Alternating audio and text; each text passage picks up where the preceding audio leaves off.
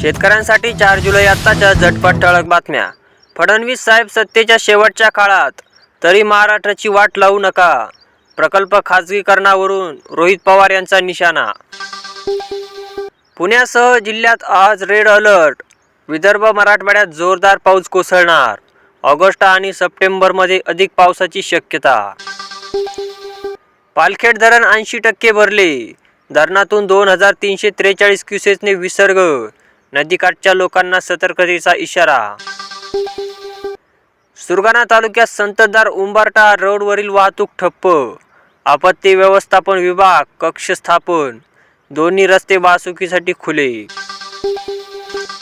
बनावट कागदपत्रांद्वारे घेतले 21 लाखांचे कर्ज, 31 वर्षीय पट्ट्याने केली फायनान्स कंपनीची फसवणूक। फडणवीसांना लिहिलेल्या पत्रात जयंत पाटलांचं नाव, विधानसभेआधीच हे पत्र आरोप प्रत्यारोप कसे काय? सुप्रिया सुळे यांचा सवाल।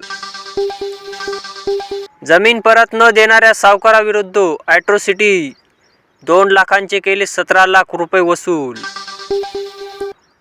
अकलूजमध्ये जनावरांचे मांस असलेले 2 वाहन जप्त, अंधाराचा फायदा घेऊन चालक झाला पसार। खरीप पीक विमा, सोलापूर जिल्ह्यातून 7 लाख शेतकऱ्यांनी भरला विमा, गतवर्षीपेक्षा 57,000 अर्ज वाढले।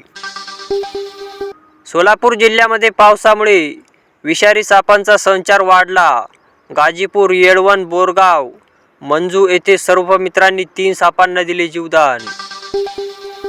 देशाचा मान्सून ट्रॅकवर, हिमाचलमध्ये 144 रस्ते बंद, जूनपासून 79 जणांचा मृत्यू, महाराष्ट्रात पावसाचा रेड ऑरेंज अलर्ट जारी।